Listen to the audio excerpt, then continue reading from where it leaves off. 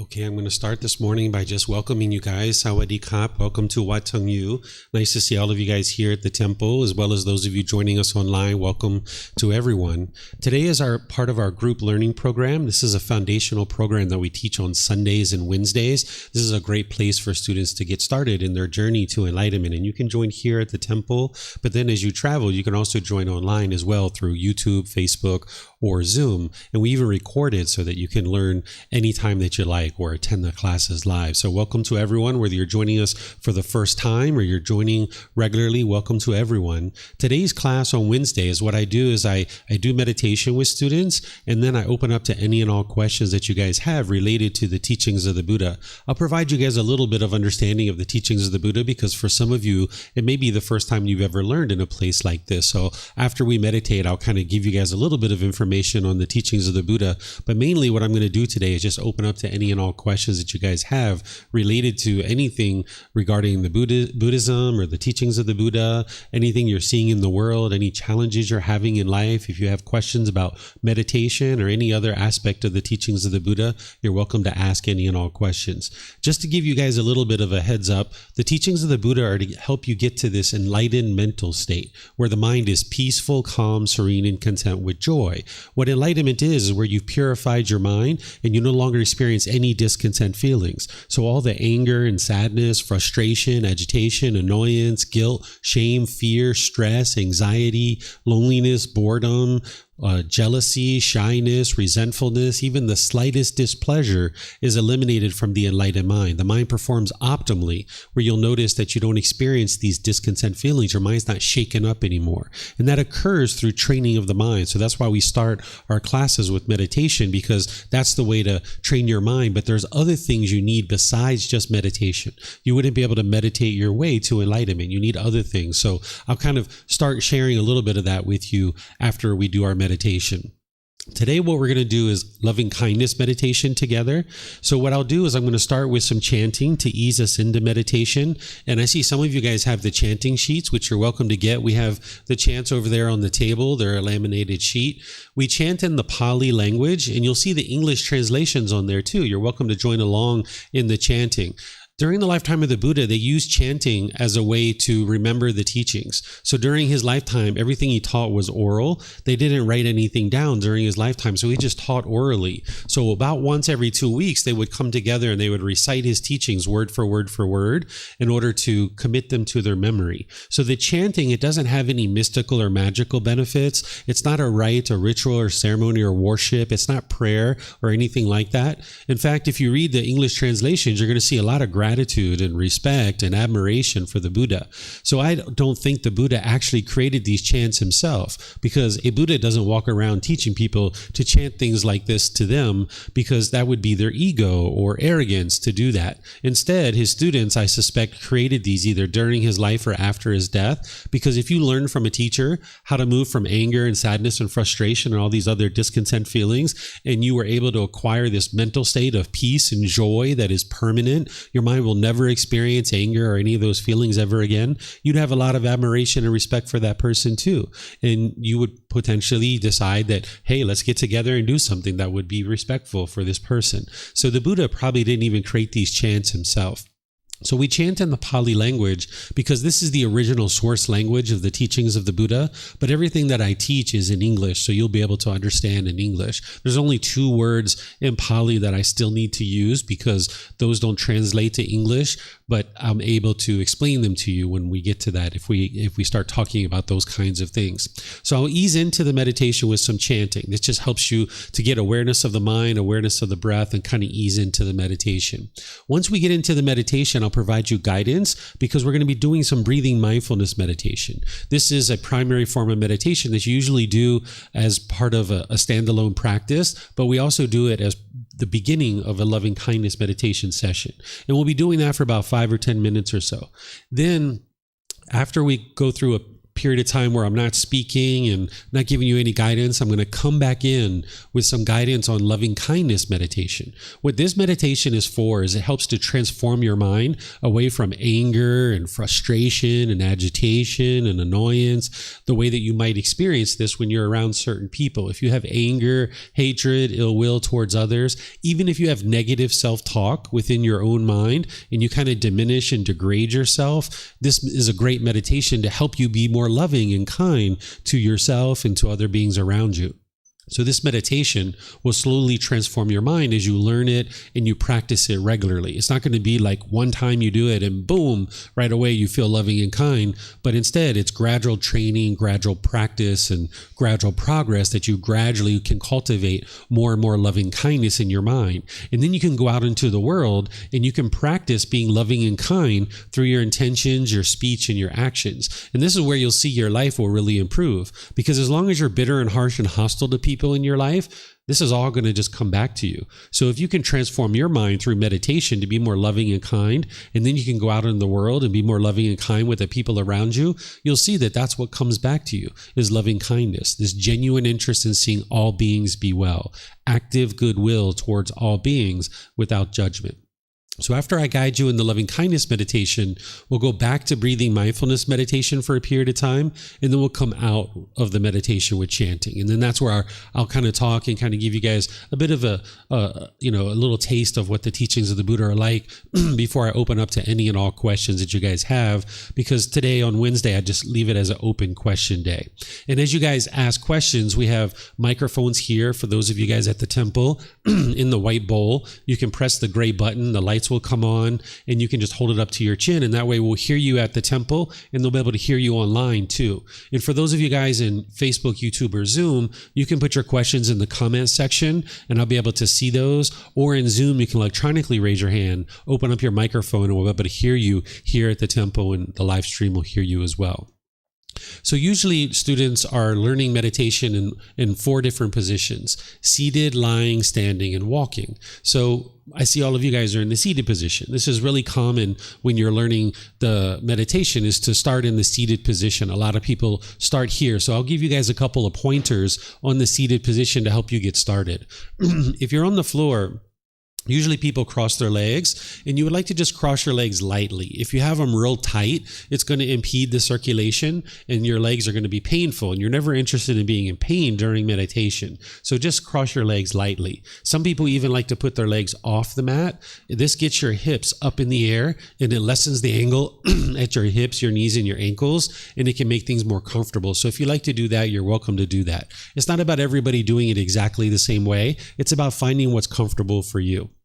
The hands and the arms, the Buddha put his right hand over his left with his thumbs together, and he put this into his lap. So if this is comfortable for you, you could use it. But again, it's not about everyone doing it exactly the same way. It's about finding what's comfortable for you. So some people like to put their palms on their thighs or on their knees, maybe their palms up. Some people even place their hands in their lap, just kind of rest them comfortably. So the lower body and the hands and arms should be completely relaxed. And if you like to use a chair or a bench or a sofa or something like this, usually people put their feet flat on the floor or lightly crossed at the ankles, and then the same thing, the hands and arms wherever's comfortable for you. So you find whatever's comfortable for you. There's not just one body position for meditation. And then in terms of the upper body, you would like this to be erect. If your upper body is erect, it'll keep the mind attentive and alert during the meditation, so you can actively train your mind during meditation. This isn't a time to just kind of zone out and kind of unplug from society for a bit. You're actively training your mind during meditation. It's a dedicated, purposeful, active training session where you're eliminating certain unwholesome qualities and you're cultivating certain wholesome qualities in the mind. So you'd like the upper body to be erect so that you can actively train the mind. And with your sternum up and your shoulders back, it'll make it easier for you to breathe as well. So again, I'm going to ease us into meditation with some chanting, which you guys are all welcome to join along. And then I'll come back with some guidance on the meditation itself.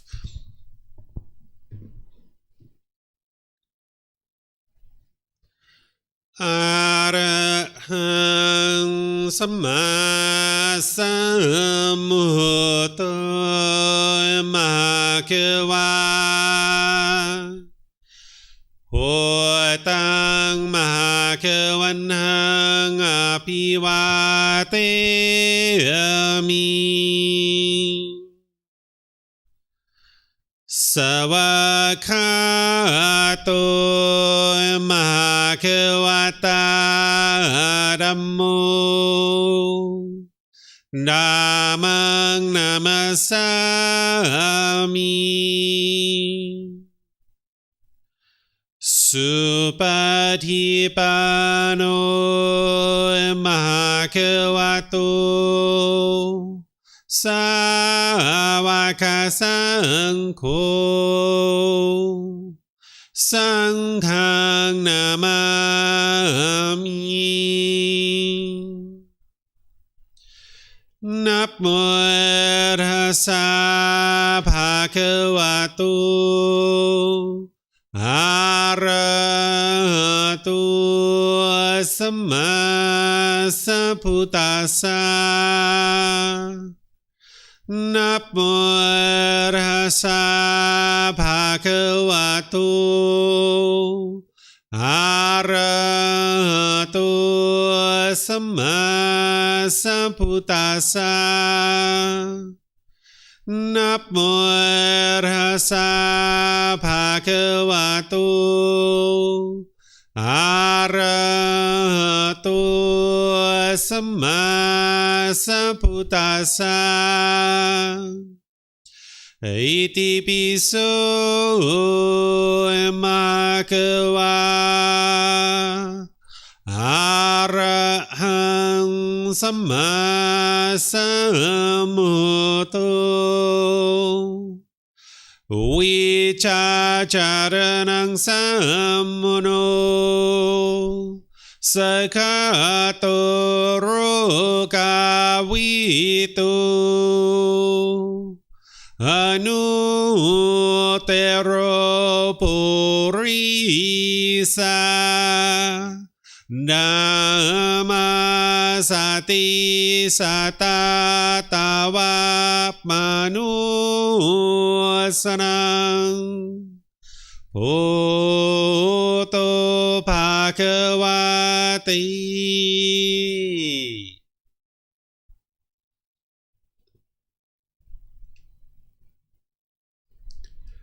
Okay, with the lower body and hands and arms comfortable, and the upper body erect, just close the eyes and start breathing in through the nose and out through the nose. Here you're just looking to establish the breath. A nice, natural, steady, consistent breath. Not forced or controlled. Just a gradual inhale through the nose, experiencing the full breath. And then when you're ready, exhale out through the nose. Breathing in and out.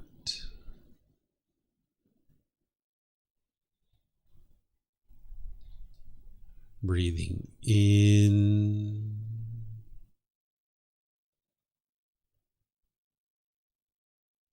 and out. Your breath may not match up with the guidance that I'm providing, and that's okay. This is your practice. I'm just here for guidance. You can use this voice as a reminder that whenever you get to the next inhale, breathing gradually through the nose, developing a nice, natural, steady, consistent breath. And then, whenever you're ready, exhale out through the nose, experiencing the full breath. Breathing in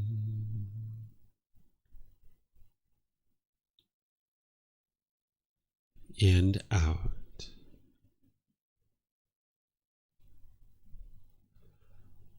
Breathing in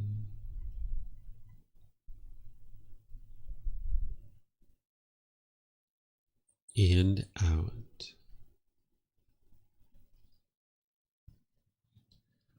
Once the breath is well established, start fixating the mind on the breath, either the sound of the breath coming into the nose or the sensation of air moving over the skin into the nose.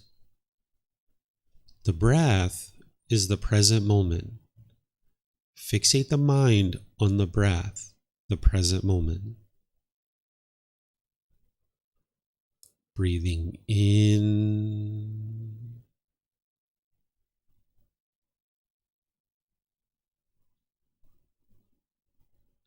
and out.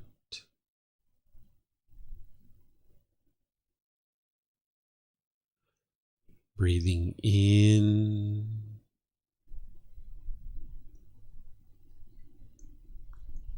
and out.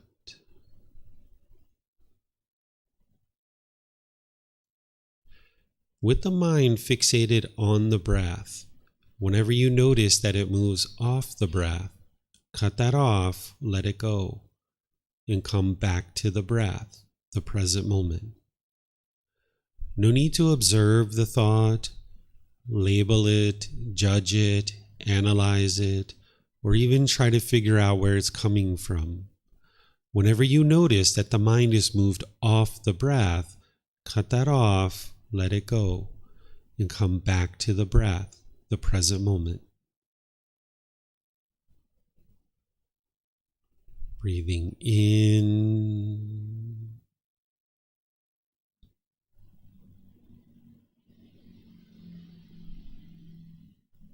and out.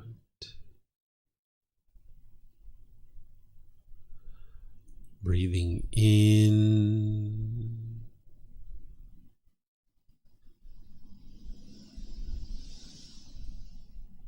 and out.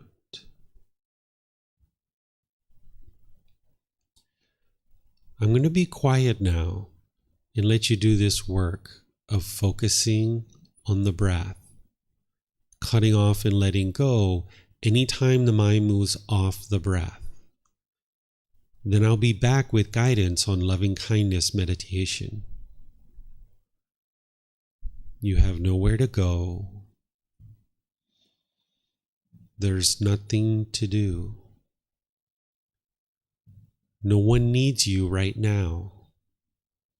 This is your time to focus on the breath.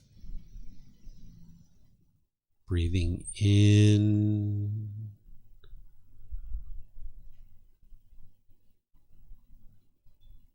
and out.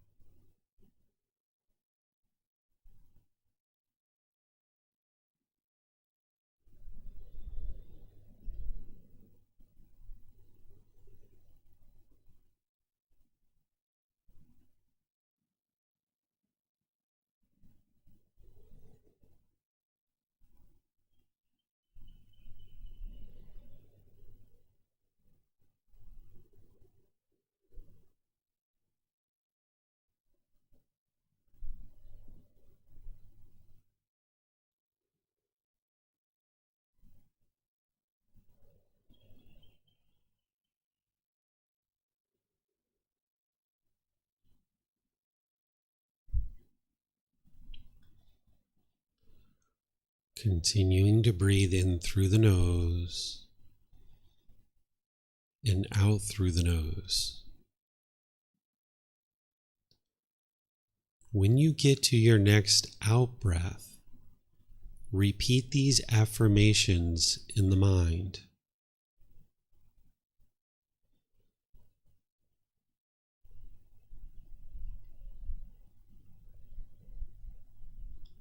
May I be peaceful.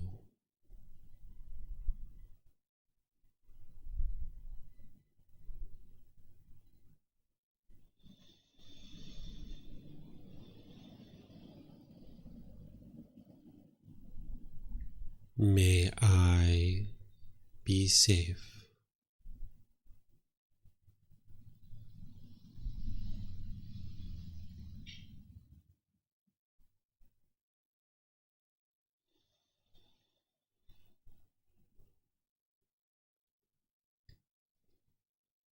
May I be well.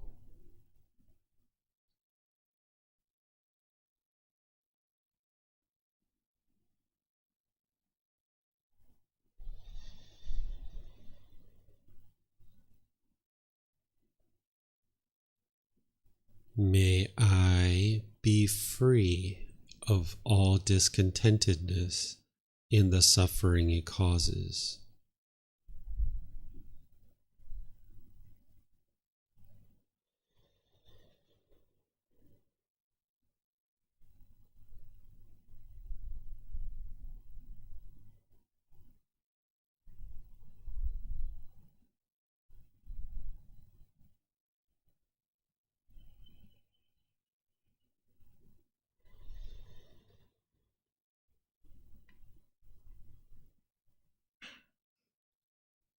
May Mom and Dad be peaceful.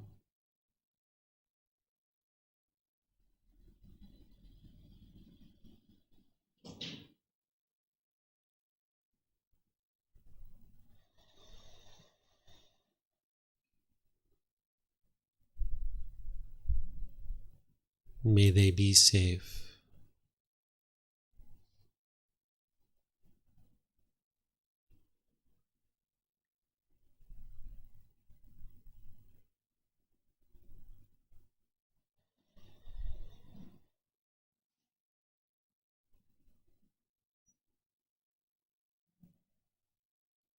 May they be well.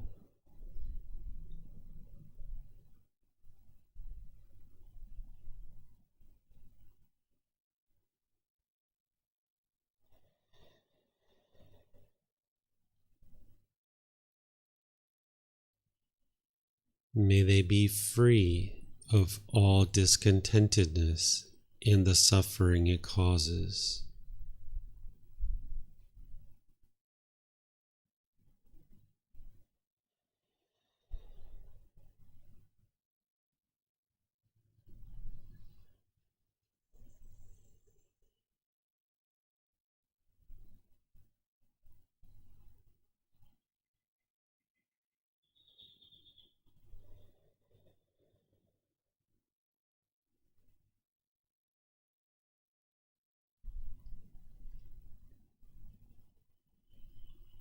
May my family, friends, and co-workers be peaceful.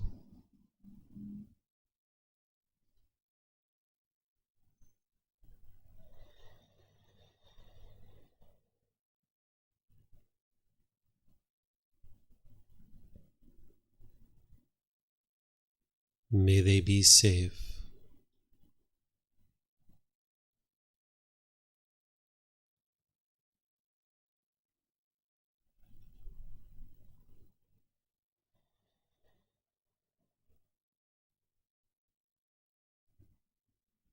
May they be well.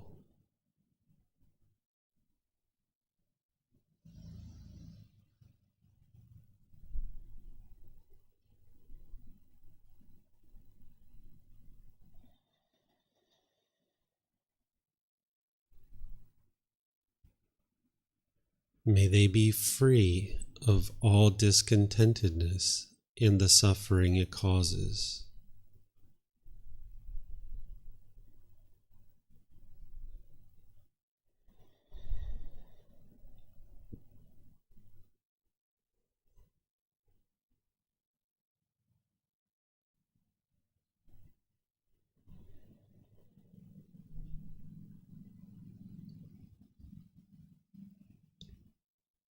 May all those who have harmed me be peaceful.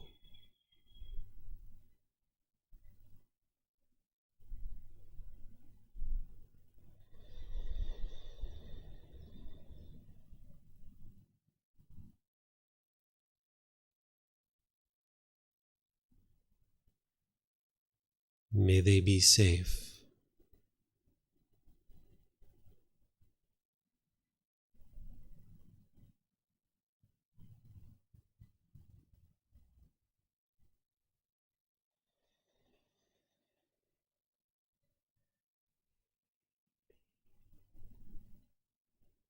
May they be well.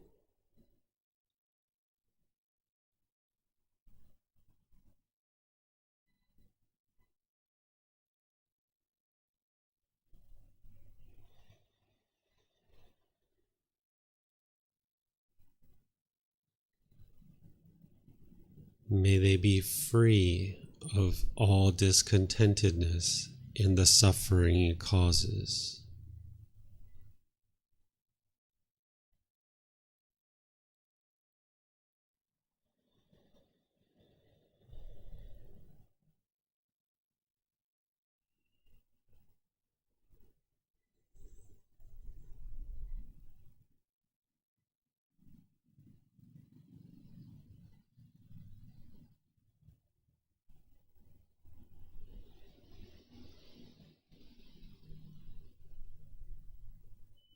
May all those who I have harmed be peaceful.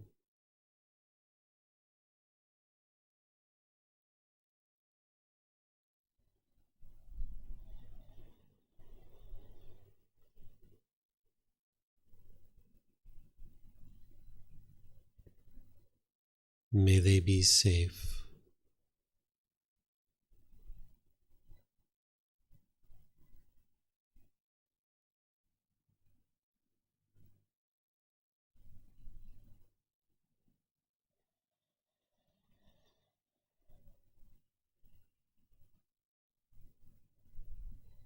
May they be well.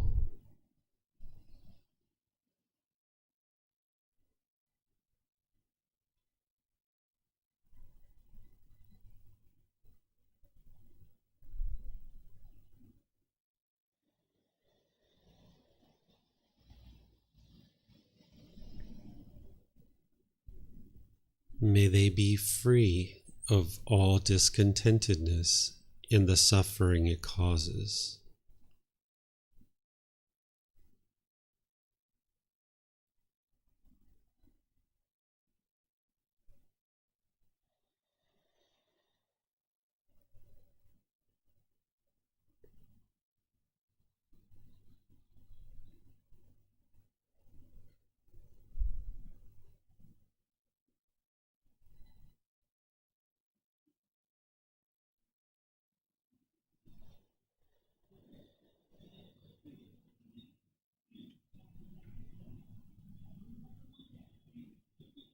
May all beings, wherever they reside, be peaceful.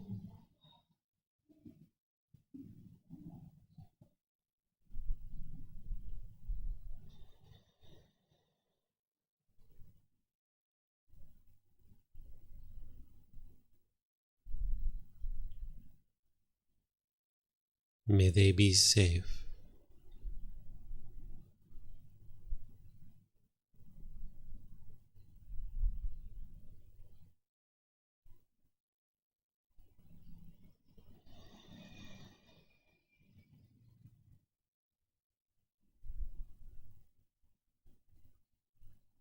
May they be well.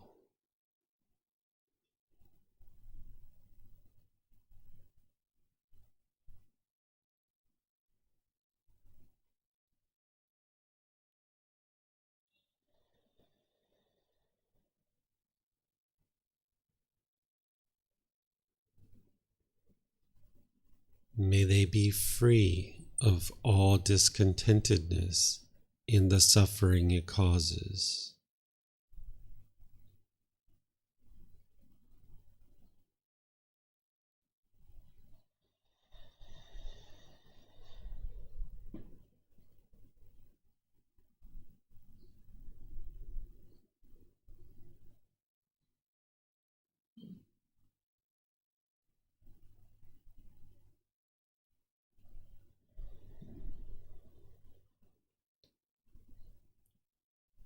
Now return back to breathing mindfulness meditation, focusing on the breath, cutting off and letting go anytime the mind moves off the breath.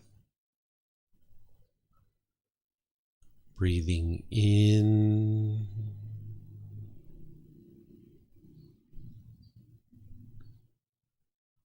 and out.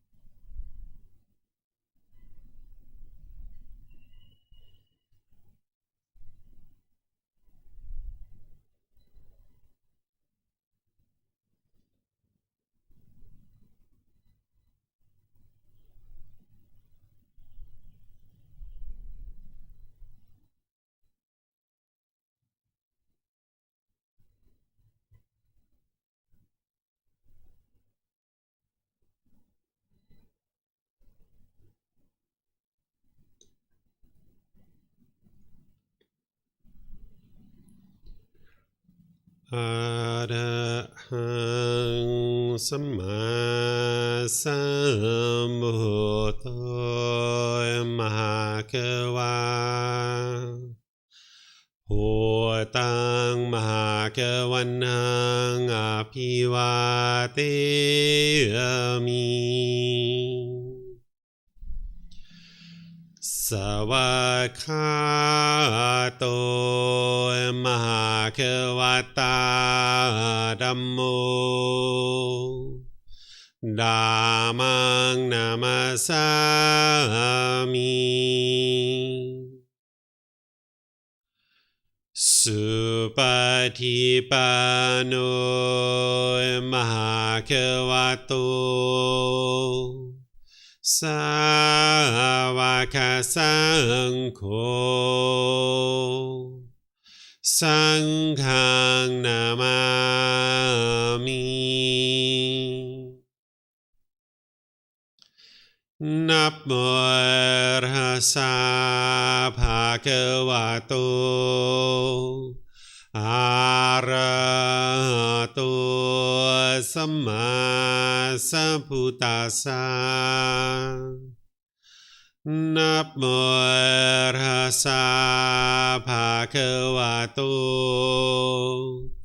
อะระหะโตสัมมาสัมพุทธัสสะนะโมตัสสะภะคะวะโต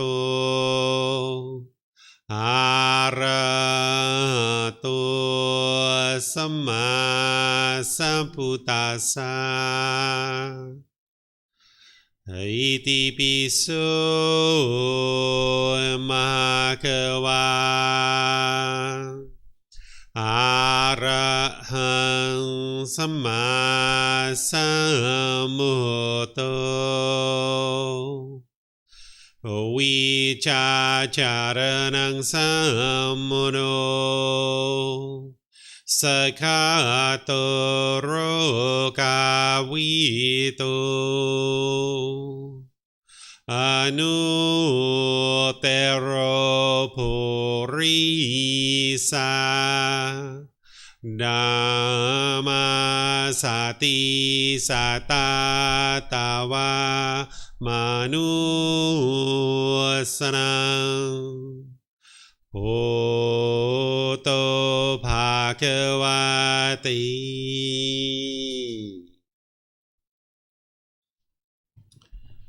Okay, if you guys would like to slowly make your way out of meditation, I will once again welcome all of you guys. Welcome to Wat Tung, those of you guys that are here at the temple, those of you that joined us since we started meditating, everyone who's online, welcome to everyone. Nice to see you all here this morning, interested in learning the teachings of the Buddha. For those of you guys that it's your first time to the temple, I would like to just let you know a couple of things to help you feel more comfortable, is that in the back of the room, there's a bathroom, the very last door on the right. You're welcome to use the restroom at any time that you like. There's even restrooms outside the classroom. If you go outside the classroom, you can follow the signs around to the main bathrooms of the temple. There's a much larger bathroom outside. And then if you'd like some water or some snacks, our students provide that for you guys here. You're welcome to help yourself if you'd like some water or snacks or anything like that. Just make yourself comfortable. What we just did is called loving kindness meditation, and we did a little bit of breathing mindfulness meditation as well. I'm going to explain to you what these meditations are and why they're being used. But first, I'm going to give you guys kind of a little bit of a intro, just a little bit of a little taste of the teachings of the Buddha before I actually explain these meditations and what they are. And then ultimately, I'm going to open up to any and all questions you guys have about anything that I share or anything that you've seen or heard about the teachings of the Buddha or anything that you're challenged with in your own life. But as you get started on your journey to enlightenment, it's important to understand that there's nothing in the teachings of the Buddha that is to be believed. The teachings of the Buddha is not about belief. So you don't believe anything that I say. You don't believe anything that you read in books. You don't believe anything that anyone else says. There's no belief in the teachings of the Buddha whatsoever. You wouldn't be able to get to enlightenment based in belief. You need to be able to learn teachings, investigating them and examining them. Then you need to reflect on those teachings to independently verify whether they're true or they're false. And then you need to practice the teachings, integrating them into your life. And this is where you get to wisdom, and you'll know the truth. Because what the Buddha did is he explained the way the world is so that you can cultivate this wisdom about the way the world is around you, and now you'll experience improved results in your life, because understanding the natural laws of existence about the way the world is, you can navigate this world more readily, because it's a real struggle and very difficult to live in a world that you don't understand. And in the unenlightened state, the mind just doesn't understand what it doesn't understand. So the Buddha didn't teach a bunch of rites, rituals, ceremonies, and worship. He didn't teach prayer. He didn't teach belief. He didn't teach rules and commandments, that if everybody follows these rules and commandments, then the world will become a more peaceful place. He didn't teach you the way the world should be, and that if everybody follows those rules, then the world will become better. Instead, he taught you the way the world is. And by understanding the way the world is, you won't struggle and you won't have difficulties in the world. In the unenlightened state, you will struggle. You will have difficulties. You'll have anger and sadness and frustration, irritation, annoyance, guilt, shame, fear, stress, anxiety, loneliness, boredom, shyness, resentment, jealousy, all these discontent feelings and others you'll experience in the unenlightened state. But when you can awaken to the wisdom of how to train your own mind and the world around you, you can get to a point where your mind's peaceful all the time. That's what enlightenment is where the mind is peaceful, calm, serene, and content with joy. You'll notice that there's focus, concentration, clarity of mind, deep memory. Your personal, professional relationships will blossom. You won't even ever be in a bad mood anymore. There's all types of benefits that you'll experience as a result of training your mind to get to enlightenment. Essentially, what the Buddha did is he discovered these 10 individual pollutions in the mind. They're referred to as the 10 fetters. We call them a fetter because during ancient times, they would attach a fetter around your leg to keep you trapped like a prisoner if you were a prisoner. Nowadays, we put prisoners in jail cells, but during ancient times, they would attach a shackle and a chain and a ball around your ankle, and it would keep you confined to a certain area because this fetter was holding you down. So these 10 fetters, these 10 pollutions that are in the mind, is keeping the mind trapped in this unenlightened state. And your mind just keeps experiencing the same struggles and difficulties over and over and over and over again. But you can eliminate these pollutions of the mind. You can eradicate them from the mind and get to a point where your mind's always peaceful and always joyful. That comes through gradual training, gradual practice, and gradual progress. It's not instantaneous. You can't instantly get to enlightenment. You can't meditate and then just instantly get to enlightenment. And it's not just meditation that's going to get you to enlightenment. You need to learn and understand through learning, reflecting, and practicing, gaining wisdom. And as you awaken to this wisdom of the natural laws of existence, you'll experience improved results in your life. And you did the same thing, awakening to natural laws at other times in your life. At one point, none of us understood the natural law of gravity. So we struggled. We had difficulties. We fell down. We hit our head. We busted our elbows. We broke open our knees because we lacked wisdom of this natural law of gravity. We didn't understand the world we lived in. So we struggled. We cried. We were upset. When we fell down, we broke our toys. We had all kinds of difficulties. But slowly but surely, we gradually learned, we gradually developed, and we saw the truth for ourselves about this natural law of gravity. This natural law of gravity is affecting us whether we realize it or not. Just like the natural laws that the Buddha taught, they're affecting us whether we're aware of it or not. But when we cultivated wisdom about the natural law of gravity, we slowly started making wiser decisions in the world. And now we're at a point where we understand the world in terms of the natural law of gravity. We can climb ladders, we can ride bicycles, we can ride motorbikes, we can get on airplanes and fly all over the world because we understand the natural law of gravity. And when you have wisdom, you're going to naturally make wiser decisions, not because somebody told you to, not because they're rules or commandments, but just because you understand the wisdom of the world, you're going to naturally make wiser decisions in the world. So I usually share with students about this cup I have back here, is that nobody ever told me to put it behind me. But because of the wisdom of the natural law of gravity, I know that it's unwise to put it right here in front of me because I'm going to most likely tip it over and it's going to spill water all over the floor. So with that wisdom of the natural law of gravity, I naturally know to put this cup of water behind me, and I've never actually spilled it. Right? Because I now experience more wholesome results because I'm making wiser decisions. When we make wise decisions in the world, we will experience wholesome results. When we make unwise decisions, we will experience unwholesome results. And this is all because of a lack of wisdom of the natural laws of existence. We will tend to make unwise decisions in the unenlightened state, and you'll experience unwholesome results in your life. And one of those unwholesome results is the anger, the sadness, the frustration, and all those other discontent feelings. But But what the unenlightened mind does, because of its lack of wisdom, is it will blame these feelings and emotions on other people. You might think that your mom is making you angry, or your brother is frustrating you, or your coworker is agitating you or annoying you. But in reality, your mind is actually causing these feelings itself. But in the unenlightened state with a lack of wisdom, the mind doesn't understand that.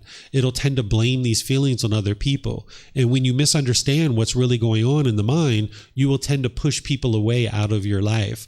This is called aversion, where you push people away or you push a situation away. You've probably done that, but it didn't solve your problem because that wasn't the problem.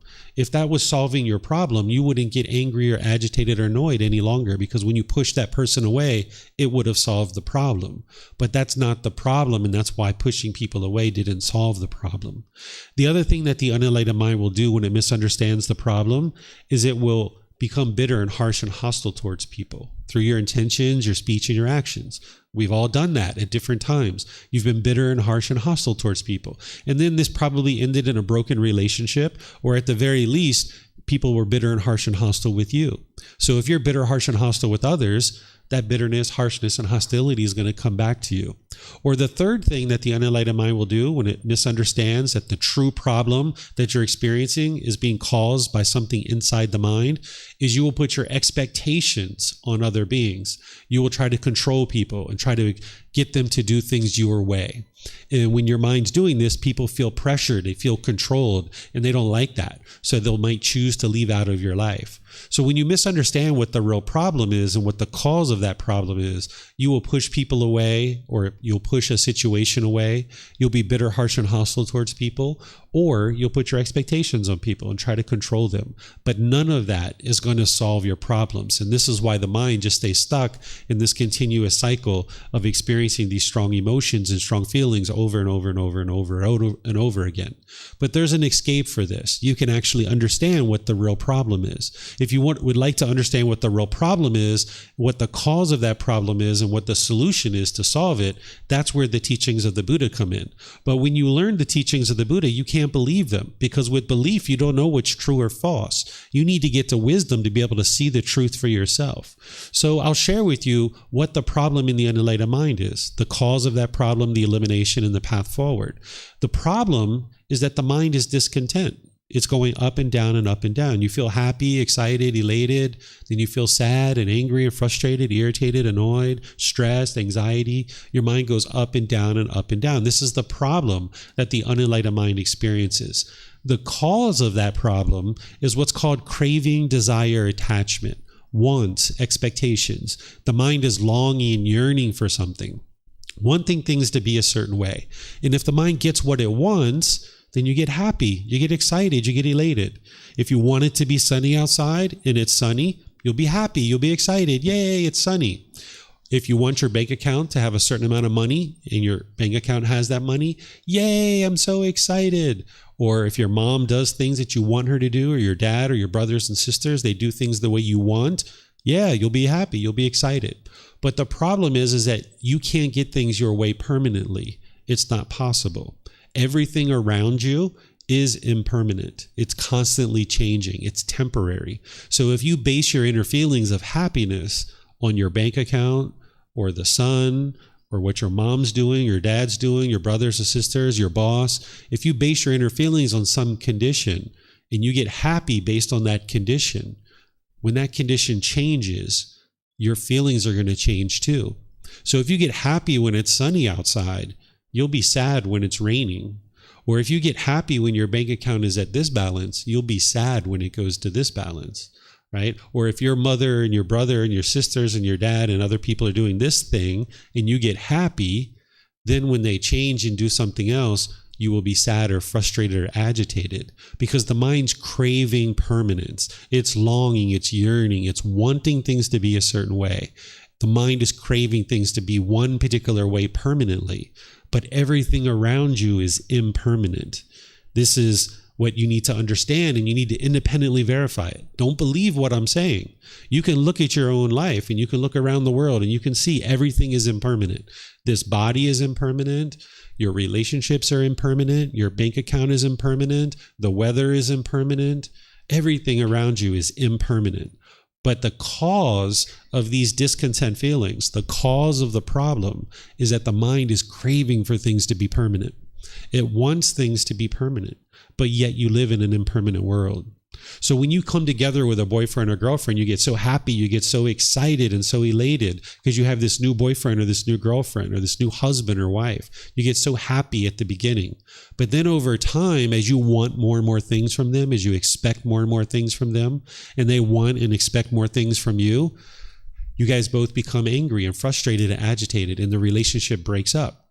And now when the relationship's over, you're sad, or you're lonely, or you feel bored, or you feel frustrated or agitated. It's not the relationship itself. It's not the person. It's the mind itself craving and longing, yearning, wanting this relationship to be permanent. And when you experience that impermanence when the relationship was over, your mind didn't understand that impermanence. It didn't like it because it was craving permanence. The same thing occurs like if you've had a grandparent or a parent or a brother or sister die in your life and you grieved and you were sad. You're not a bad person because you grieved or you were sad. That's not the case. The teachings of the Buddha aren't to convince you that you're a bad person or anything like that, or who's at fault or who's to blame. It's not about that. It's about understanding true reality of what's causing that sadness, what's causing that grief, what's causing that misery. It's not your love. Love is a genuine interest in seeing all beings be well. What's causing you to grieve when somebody dies or when the relationship ends is that the mind's craving permanence. The mind wants grandma or grandpa to be permanent. And when they're alive, you're happy because you're getting what you want. But when they die, the mind is experiencing this impermanence, this change, and it doesn't like that. Here's a simpler example for you. If you got a brand new car and you bought this brand new car and you're driving around town feeling all these pleasant feelings because you got this brand new car, you feel so successful. Well, now when you park it at a store and you go inside and you come out and there's a scratch on your car, you'll probably be frustrated. You'll be angry. You'll be irritated. You'll be annoyed because of that scratch. But it's not the scratch that's causing it. And it's not the person who scratched your car. That's not what's causing the frustration. What's causing the frustration is the mind's craving for this car to look permanently beautiful. And when it's looking the way you like, the way you want, you're happy. But then when it doesn't look the way you like or the way you want, you're sad or frustrated. And this car is impermanent. The paint's going to fade. It's going to get scratches. The upholstery is going to get ripped or torn, perhaps. This car is impermanent. It's only a matter of time before it changes. So if you base your inner feelings of happiness on this car, that means when that changes, you're not going to like that, right? And this is the struggle and the challenge that the mind has, is that it's craving permanence in the unenlightened state, but yet you live in an impermanent world. So we're not talking about what's right or wrong here, right? Like it's wise to not scratch somebody's car. It's wise not to scratch somebody's car, but the fact is that your car is going to get scratched. It'd be lovely if your car never got scratched, but that's not the world you live in. You live in an impermanent world. You live in a world where things are constantly changing.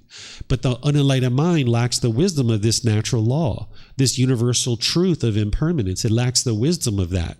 It goes around craving for things to be permanent and having things done a particular way permanently. So there's an escape for this. There's a way to eliminate this from the mind, and it comes through training of the mind. You can train your mind to eliminate its cravings, its desires, its attachments, its longing, yearning. Thinking something outside of you is going to provide some kind of lasting satisfaction. Because as long as your mind has this lack of wisdom and it's untrained, you'll keep thinking something external is going to provide lasting satisfaction and you'll chase after it.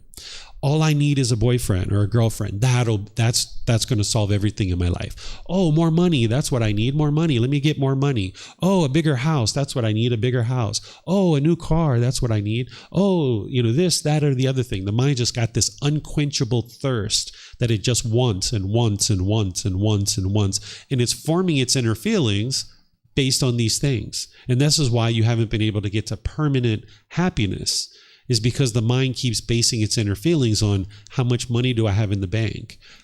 What's going on with my mom or dad?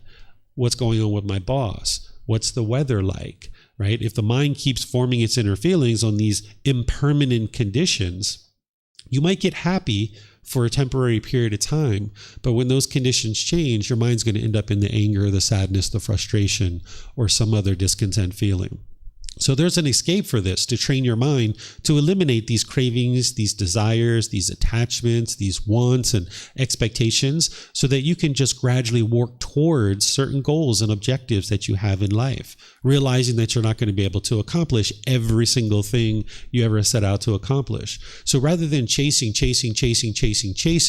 and forming your inner feelings on those things, but also rather than being over here where you're indifferent and you could care less about what goes on in your life, you'd like to come to the middle way, where the middle way is that you gradually work towards a certain goal, objective, or interest through wise decision making. But you need the wisdom of the natural laws in order to make those wise decisions. And that's where the teachings of the Buddha come in, that the fourth thing that he shares in the Four Noble Truths is that the Eightfold Path. This is the core central teaching that you learn that's going to guide you in developing the wisdom of how to train your own mind and the wisdom of what's going on in the world to awaken to these natural laws of existence. When we talk about awakening to enlightenment, what we're talking about is awakening to wisdom, cultivating wisdom in your mind, because wisdom will lead you to improve decisions. And now when you make wise decisions, you will experience wholesome results. But with a lack of wisdom, which the unenlightened mind has a lack of wisdom, you're going to naturally make unwise decisions. It's going to lead to unwholesome results. But because of that lack of wisdom, you'll tend to blame the things that you experience in life on other people. But when you come to understand that everything you experience in life is a result of decisions that you've made, then you can get to a point where you understand that if there's anything in your life that you don't particularly care for, all you need to do is cultivate wisdom, make different decisions, and those things will change. But if you didn't understand that it's your own decision making that's leading to the results in your life, if you thought and blamed other people for the things that you experience, you'll just stay stuck in the same routine. The same things will be reoccurring for you over and over and over again, because you're not cultivating the wisdom to make different decisions and experience different results. So the path to enlightenment, the teachings of the Buddha, are here for you to be able to learn and understand, investigate them, independently reflect on them, to verify them, and practice them to cultivate wisdom so that you can get to improved decision making and you can experience improved results. And those improved results ultimately will lead to this enlightened mental state where your mind's peaceful, calm, serene, and content with joy permanently. Once you get to enlightenment, it's physically impossible for the mind to ever experience anger or sadness or frustration or any of these other discontent feelings ever again. Part of this training is the meditation. That's why we start with meditation for each class. Today we did loving kindness meditation. What this does is it transforms your mind to be more loving and kind so that you can be loving and kind to the people around you. Because one of the natural laws that you can understand is that as long as you're putting out hostility or aggression or bitterness towards others, this is what's going to come back to you. When you're bitter and harsh and hostile to your friends, your family members, or anyone else, what's going to come back to you is bitterness and hostility. So you can transform your mind. You can rewire your mind to be more loving and kind, friendly, compassionate, respectful to others.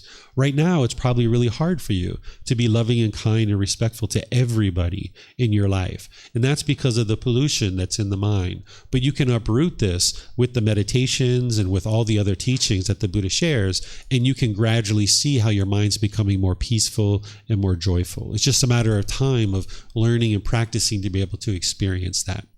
So what I'm going to do is open up to any and all questions that you guys would like to ask. You're welcome to ask anything that I've shared or anything that you've seen or heard or experienced as part of the teachings of the Buddha.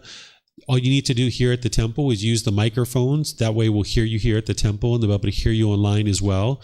There's a little gray button on the front. The lights will turn on. You just hold it up to your chin and then everyone will be able to hear you here and online as well. And those of you guys online, you can put your questions in the Facebook, YouTube, or Zoom. Or in Zoom, you can electronically raise your hand and ask any questions that you like. So are there any questions here or any questions online that you guys would like to ask about anything I've shared or anything that you're seeing in the world or any challenges or struggles that you're having in life? Yes, ma'am. If you could come get some microphones, you guys can keep them with you too, because someone around you might need one at any time, or you might even have more than one question as well. Yeah, take it with you, please. Yes, if you press the gray button, you'll see the lights come on. And just take a couple. There you go. Yes. Yeah. Thank you so much. You're welcome to sit down, have a seat, relax. Thank you so much for the meditation and the share. I do have a question about, because we talk about love and kind towards others and ourselves, I do have a question, like how you deal with the anger when you see others are not treating others well. You know what I mean? Like for me, one particular trigger is like when I see someone is like racist or having like really unfair comments towards certain race or nationalities, and I just cannot control my anger, even though I know, everything are compound. They have a reason why they have that thought. I cannot change them, I cannot control them, but I just cannot control myself to kind of like argue with them or like, because for me, I treat, I won't even step on an ant if I saw like an insect. But how come like we are all humans and we treat each other so badly? Yeah. Okay. So where your anger is coming from, and this is true for everybody who's unenlightened, is you have craving, desire, attachment. There's wants, there's expectations, there's things that you want to happen in the world. And when your mind is craving this permanence that everybody should treat everybody in this particular way, you have that perspective. And when people treat people that way, you're happy. But when you see someone who doesn't treat people that way, you're angry or frustrated, right? This is craving, desire, attachment. You live in an impermanent world. Not everybody is going to treat everybody the way you treat people, right? Or the way I treat people, or the way somebody else treats people. But in the unenlightened mind, you're going to crave, you're going to desire, you're going to expect, you're going to want everybody to do things a certain way. So you need to understand first that this is your own craving, desire, attachment that's producing the anger. It's not other people. And what the mind's doing is it's craving for the world to be a certain way. And instead of your mind craving the world to be a certain way, you need to understand the way the world is. See, the teachings don't explain the way the world should be, and everybody needs to do that. It's explained to you the way the world is. And the way the world is that it's impermanent. Some people treat people polite, kind, friendly, and respectful. It sounds like that's what you choose to do. But there's other people who are impolite, unkind, unfriendly, and disrespectful. This is impermanence. Those people are experiencing the results of those unwise decisions, because to be impolite, unkind, unfriendly, and disrespectful is very unwise. And they're experiencing the results of those decisions. But as long as you're craving for that person to be a certain way, you will be angry and frustrated, because you can't control what other people do. And there's 8 billion people in the world. You can't control them all to do things your way. And your way isn't necessarily the best way either. Right? Just in your mind, you think it's the best way, because that's the ego. That's the ego, the arrogance, thinking that you know what's best for everybody. And this is what all the unenlightened minds do, right? So what you would like to do is practice breathing mindfulness meditation, which is the first one that we were doing, and practice generosity. These two are training the mind to let go. Because what the mind's doing is it's holding on. It's wanting things to be a certain way. So when the mind's focused on the breath and it's moving off the breath, and you're cutting it off, letting it go, and bringing the mind back to the breath, this is training the mind to let go, let go, let go, let go. So gradually and consistently over a long-term period, you would like to gradually train your mind to let go. Okay? And usually you work your way up to 2 or 3 sessions per day for 30 minutes or more. And that takes a while to build up to. It takes 6 months, a year, even 2 years to build up to that kind of frequency. But about 2 or 3 times per day for 30 minutes or more, you gradually build up. But if you start at 5 minutes or 10 minutes or 15 minutes, it's up to you. So you gradually build up your meditation. Then you practice generosity, where you're giving and you're sharing more than is strictly required in any given situation, such as your time, your effort, your energy, and your resources, without any expectation of anything in return. Because with craving, desire, attachment, the mind will be somewhat selfish. It'll hold on to things. My money, my phone, my computer, my mom. You'll hold on really tight. So what you'd like to do is train your mind to let go. So when you're practicing generosity of sharing your time, effort, energy, and resources, that's what's going to help you to let go. So these are the first 2 things that you would like to start practicing, is breathing, mindfulness, meditation, and generosity. Then, as you learn the Eightfold Path, which is the core central teaching of the Buddha, you learn how to practice mindfulness or awareness of mind, where you're aware of what's going on in the mind. So now when you see somebody being disrespectful and you notice the bodily sensations of the anger starting to arise, you can cut that off and let it go in the moment. If you've been training your mind with breathing, mindfulness, meditation, and generosity, you can cut it off and let it go. But if you haven't been training your mind in breathing, mindfulness, meditation, and generosity, you'll find it really hard to let it go because you just want things to be a certain way. I know this, right? This is very common, right? So you can cut off and let go in the moment. And more as you do that, eventually you'll eliminate your craving and you won't get angry anymore in that situation. And now you have to see your other cravings and start eliminating those in the same way. So the breathing, mindfulness, meditation, and generosity is kind of like a proactive training, a general training that you're doing on a consistent, ongoing basis. But then in the moment, when you're noticing that the mind is becoming angry or frustrated or irritated or annoyed or any of those other discontent feelings that I mentioned, you cut them off and let them go. And this will be challenging when you first get started because your mind is untrained. So sometimes you need to redirect the mind. So say you're walking down the street and you see a child holding its parent's hand and you're like, that's so beautiful. That's so lovely. Look, they're holding hands. Oh, that's really nice. But now you turn the corner and you see a parent slap their child across the face. As soon as you see that, you know you don't like that, you got to cut it off and let it go. And what you might need to do is you might need to redirect your mind. You might need to look the other way. And, sometimes people think that you should run over there and stop that from occurring. But the thing is that you can't stop that. Now, of course, if it was a beating where something was continuously happening, maybe you need to step in. Maybe you do, maybe you don't, right? The Buddha doesn't teach you like a decision tree of if this happens, do that. If this happens, do that, because that would be like a permanent decision. It's not possible to do that. But in most situations, it's very unwise to step into that situation. And you can't protect that child because that child's going home with their parents and they're going to be living with that parent. All you can do is protect your own mind and realize that, this is very unfortunate that this parent has chosen to do this, but you can't protect that child long term. It's not possible because ultimately they're going to be going home with that child. So wherever you see any discontentedness arising, you got to cut it off and let it go. Someone's disrespectful to a taxi driver, cut it off and let it go. Somebody does something else, you got to cut it off and let it go because those people are making those decisions and that's what they're choosing. And you can't force them to make any different decisions. It'll just drive you crazy if you tried to do that. Mm-hmm. Yeah, you're welcome. Yep. You can keep that with you. There might be someone else around you that needs a mic.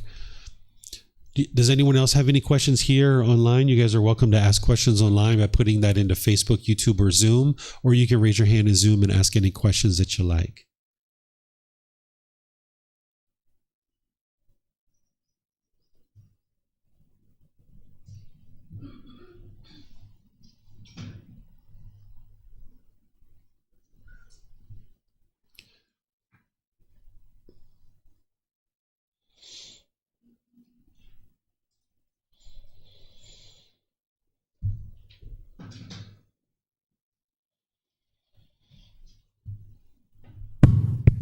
Okay. So my question is, recently I find that I may have a pattern. I live in a big city myself. I don't live with my family. And I don't have very long-term relationships, close romantic relationships or friendships. For friendships, perhaps, but every 1 or 2 years, I make some really good friends. But after 1 or 2 years, I don't know why. I want to break away from the relationship, and kind of some unkind feelings might develop inside me towards that friend who has been really important and supportive of me over the past few years. So I'm kind of struggling with the fact that I have problem developing long-term relationships, and I have to deal with my life, the world, myself. I'm accepting the fact that the microphones are impermanent too.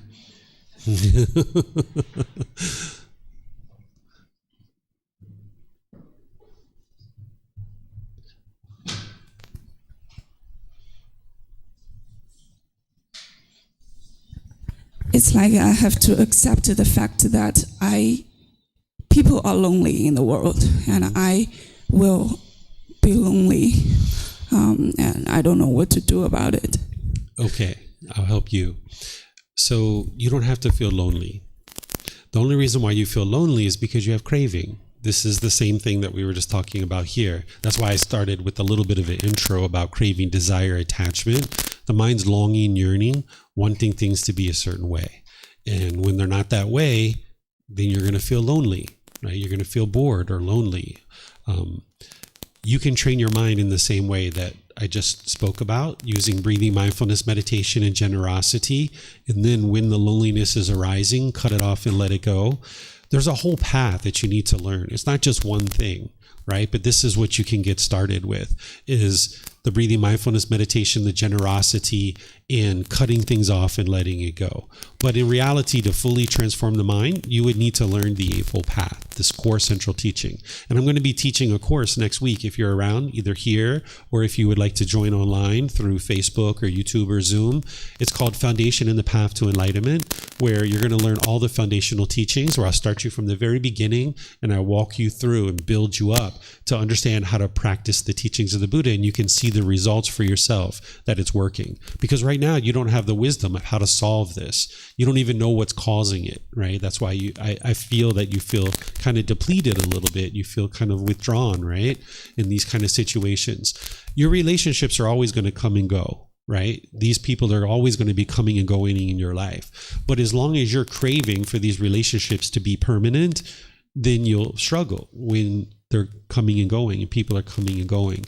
When you're in a relationship and you're feeling unkind thoughts and you want to get out of the relationship, this is because of the mind's craving too. It's wanting this relationship to be a certain way permanently, and it's not comfortable with the change. So when you first get together with a person, a boyfriend, girlfriend, husband, wife, friends, or whoever, when you guys first get together, you don't have any expectations of them. And they don't have any expectations of you. And that's why everything's perfect at the beginning. Feels so great, feels so lovely. But then after 6 months or a year or so, you start having expectations of wanting them to be a certain way, and they're not that way. And now you don't like it, and you want to get out because you're feeling these painful feelings, and you think these painful feelings are coming from this person, and you think the way to solve this is to get away from them and push them away. Well, you're not going to be able to live with other people as long as you hold on to these cravings, desires, attachments. The problem isn't the people. That's not what's going on. The problem is inside your own mind. And this is every unenlightened mind experiences this, where there's these cravings, desires, attachments, where what you would like to get to is more like at the beginning of the relationship. At the beginning of the relationship where you didn't have expectations for this person and you just love them as they are. You didn't want them to be different. You weren't expecting them to be different. You weren't trying to force them or control them to be any particular way. It's just like, oh, a new person. Let me get to know them. Let me see what they're about. Great conversations, going to the movies, going to dinner, maybe going for a walk in the park. Great conversations. If it's a romantic partner, maybe you're having intimate contact. As soon as the intimate contact comes in, that's where the deep attachment starts forming. That's where you start noticing that you start wanting things from them, expecting things from them. And now you're going to be discontent when they don't do things your way. And this is essentially like sabotaging the relationship. That the mind doesn't understand what true love is. What true love is you love someone as they are, without putting expectations on them, without controlling them or wanting them to be something different. But in the unenlightened state, because we don't understand true love, we will want people to be a certain way. We will expect them to be a certain way. We will try to force them and control them to be a certain way. We will spend a month or two with somebody, and we'll get to a point where we say, in that magical moment, we'll say, I love you. I've fallen in love with you, right? We say this to people. I have fallen in love with you. But then time goes on, our expectations grow, we want things to be a certain way, they're not living up to those expectations, and then we say, I fell out of love with you. I don't love you anymore. I don't have the passion that I used to have. We need to end our relationship. We haven't really fallen in love, and you haven't really fallen out of love. What's happened is you've fallen into craving, desire, attachment, and you're falling out of craving, desire, attachment. You're falling into wanting this person to be a certain way. And as long as they meet your expectations and the things you want them to do, you will say, I love you. Because you're meeting my expectations, I will tell you that I love you. But as soon as you stop meeting my expectations and doing what I want you to do, I don't love you anymore. This isn't love. This is the selfishness that the unenlightened mind has, and it just doesn't realize it because the mind doesn't have the wisdom to understand what true love is. What true love is I love you as you are. I don't want you to be different. I don't expect you to be different. I'm not going to force you or control you. I'm not going to put my expectations on you. You be whoever you would like to be, and we'll spend time together, and I'll just love you as you are and free of my expectations. You're responsible for your happiness, and I'm responsible for my own happiness too. But in the unenlightened state, we think that this person is going to complete me.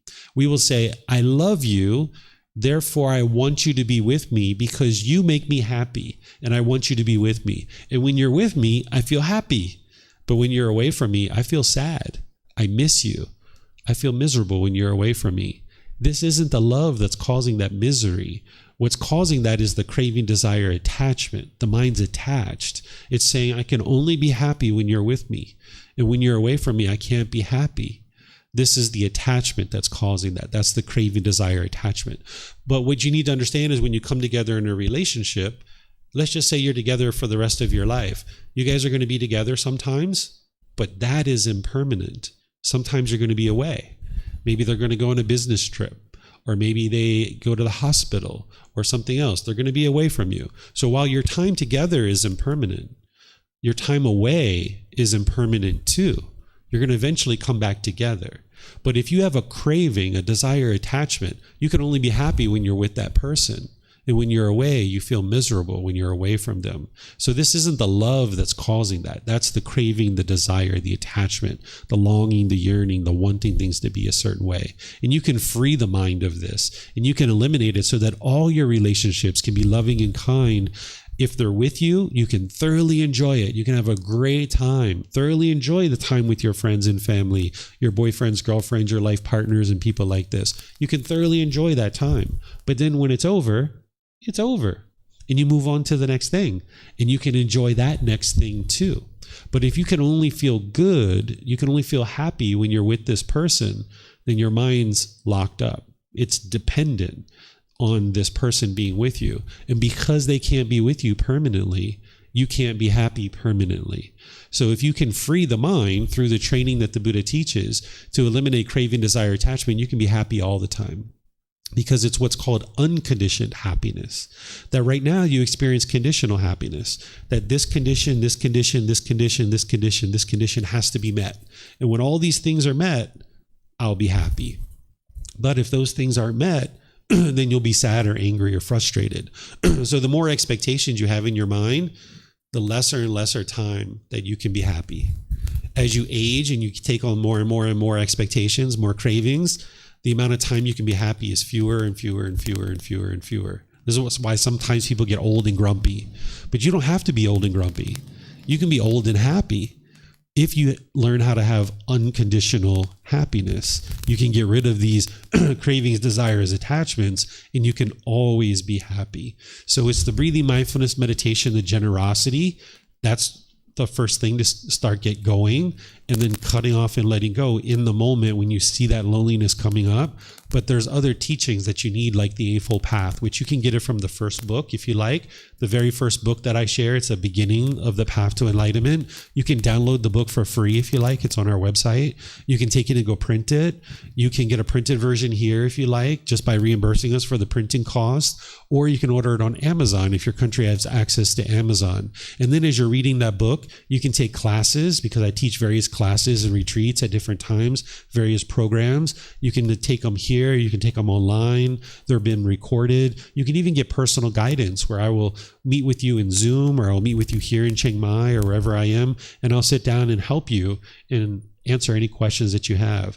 So there's books, there's audiobooks, there's videos, there's podcasts, there's personal guidance, there's classes, courses, retreats, and it's all available to you at no cost. So the only thing stopping you from learning and growing is your own determination, dedication, and diligence. If you put in the effort, the ability to learn and practice, to experience improved results in your life is there.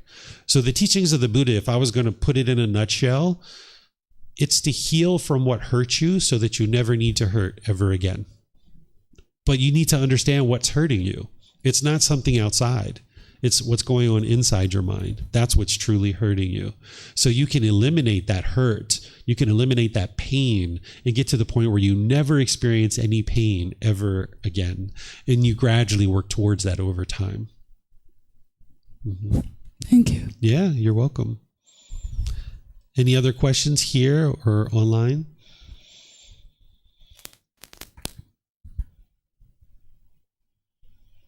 Okay, I'm not seeing any questions. Oh, yes, ma'am.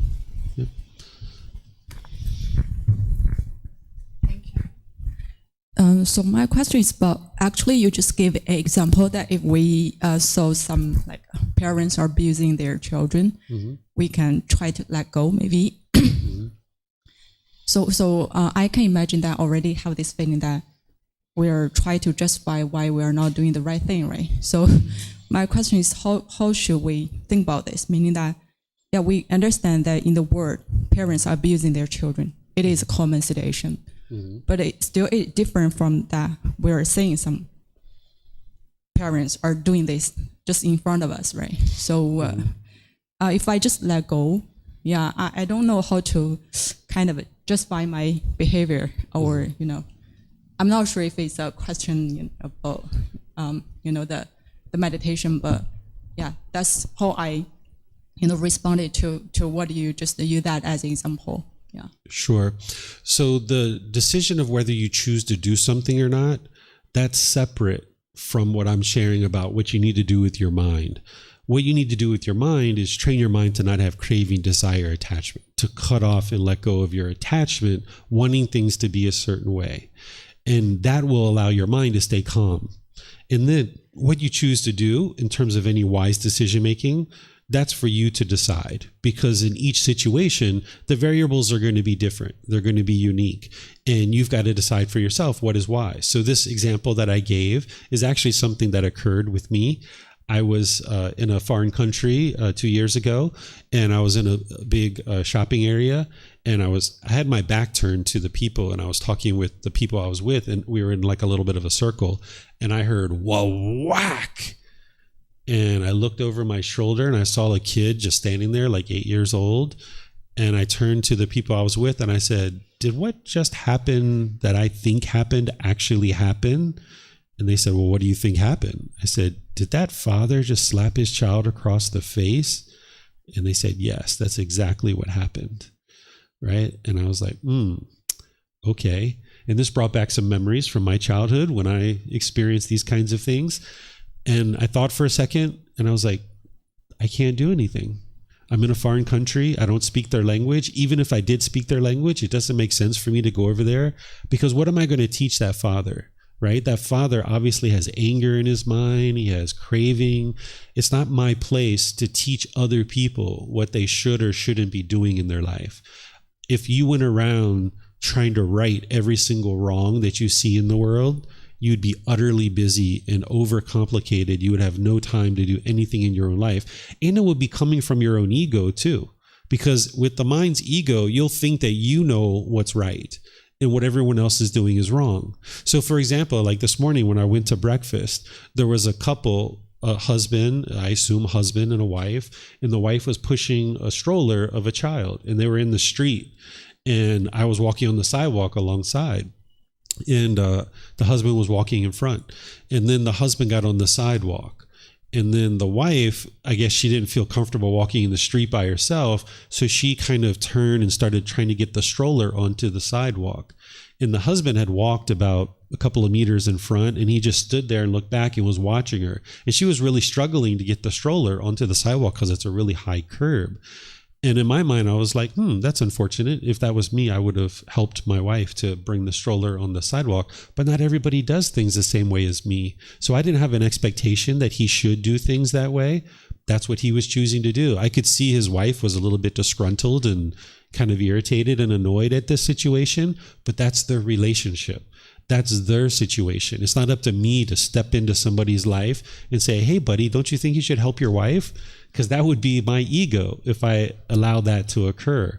So in these situations, if you went around trying to right every single wrong that you see, that's your ego thinking, I know what's best for the world and everybody else should do things my way. Because what do I know? Perhaps this husband just got out of the hospital. Maybe he's having some intestinal problem. Maybe he can't bend over and pick up the stroller, right? All I can do is make wise decisions for myself.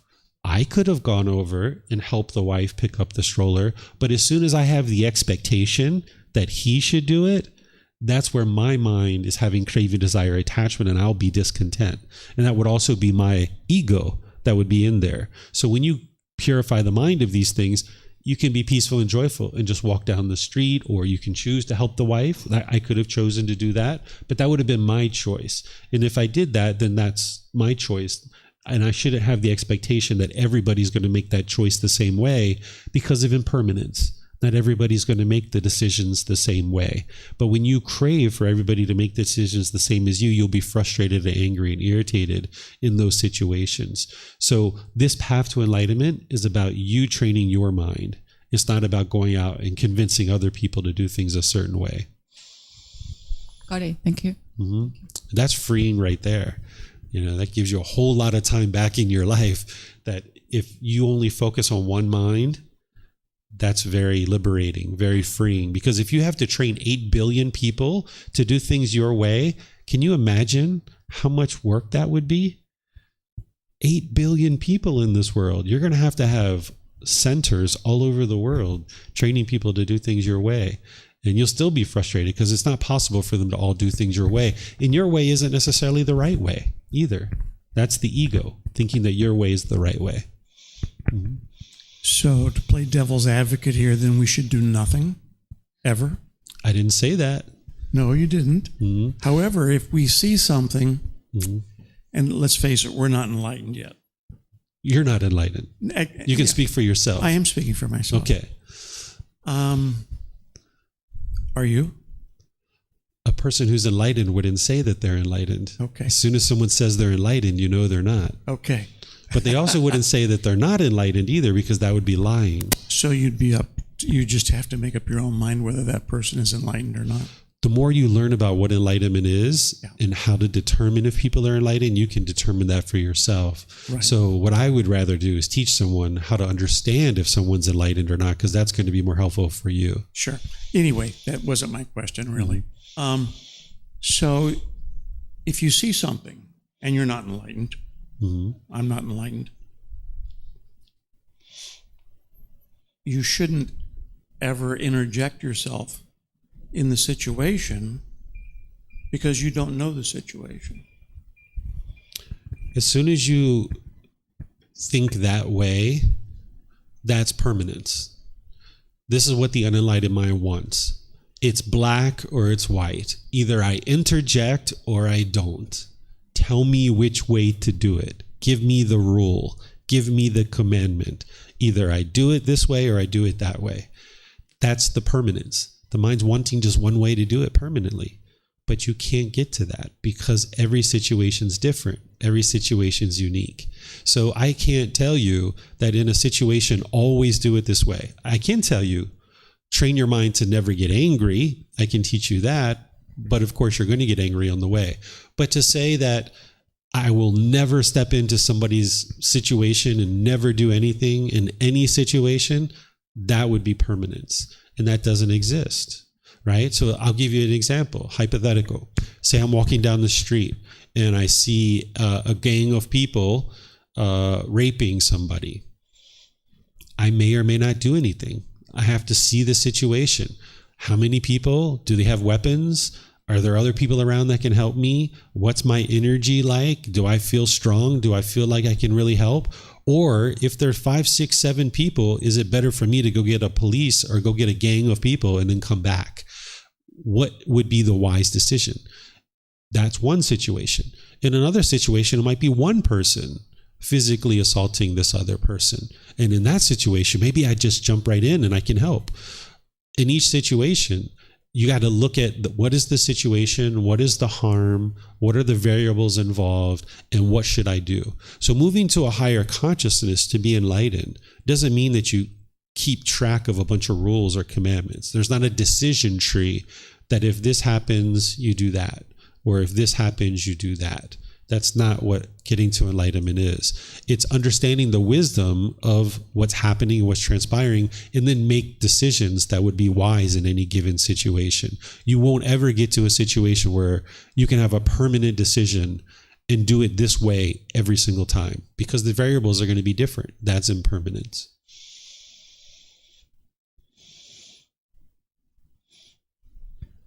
Yes, I understand that. But let's look at a less dramatic situation. For example, the people on the street with the stroller. Mm-hmm. If you just simply help the lady put the stroller on the sidewalk, no harm done there. You know, if you do it without expecting that he should have done it, if you just did it yourself, then of course you don't have the whole issue. Or if I saw my grandchild stealing candy, something pretty minor, or even not even related to me, just if I saw a small child stealing something, you know, that's one of the top 5: not killing, not stealing, etc. You could either say, you know, let it go. It's not for me to put myself in that situation. But on the other hand, maybe if you said, hey, you know, you think you're just stealing a piece of candy, but you know what this is doing to you. You know what this means, really. You think it's just stealing a piece of candy. So I know you're saying it seems like it's up to you and it depends on the situation. But how do you know when is the right situation to go with some unenlightened response versus just saying, oh, it's karma? You know, the lady's getting raped by 4 guys. That must be her karma coming back to her. I don't know. No, that's not what I'm saying. That would be a big mistake to think that way. I would have never said that. What you're trying to get to is you're trying to get to a decision tree. That if this happens, do this. If this happens, do that, right? That's a permanent answer. You can't get to a permanent answer about these kinds of situations, right? So if there's a child that's stealing some candy in 7-Eleven, that's a decision that child's making. My job isn't to restrain that child. My role isn't to step into that child's life and force them to be any particular way. I'm not saying that I would step in, and I'm not saying that I wouldn't step in. Each situation is different and unique. So in the situation with the stroller this morning, I've never seen that situation before. And as I was walking, I was observing what was going on, and I just continued to walk. And then as I walked, I looked back, and I realized that the wife eventually made it onto the sidewalk, and the husband grabbed the stroller, and he started pushing it because he probably started thinking like, oh, maybe I should help my wife here. And that was his decision, right? My job isn't to go around and tell people what to do. And if you think that way, that's your mind's own ego, thinking that I know what's right and everyone should do it my way. And let me step in and tell everybody what to do and how to do it. You're going to end up in all kinds of fights and all kinds of arguments and all kinds of difficulties. And if that's the kind of life you would like to lead, so be it. You live that life. But for me, you know, I choose to do things in a way that I know to be wise and that isn't going to produce conflict and difficulties and struggles. And each situation is going to be different. And there's going to be some situations where I may help somebody in a certain way, and there may be situations where I don't. It's all going to come to my role.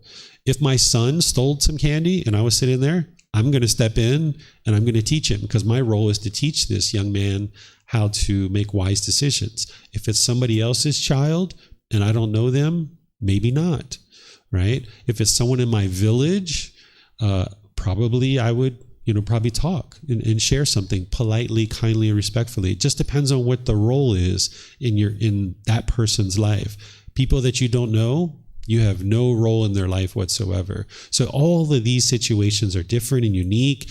And I can't sit here, and nobody can sit here and give you a decision tree and says, in this situation, do that, and in this situation, do that. You need to cultivate the wisdom to decide, because there's so many unique variables that you can't fathom all the different variables that could potentially exist and give an exact answer of exactly how you should handle.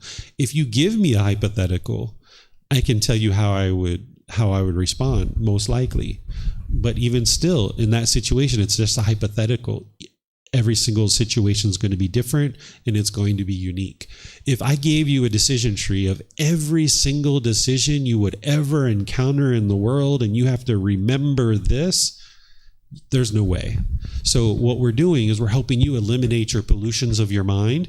And when you eliminate your pollutions of mind and you function through loving kindness and compassion and all these other things, you'll find the right decision for you in that particular situation. And that right decision for you is the right decision for you, where somebody else might approach things completely different in a certain situation. And both of them could be right, so to speak.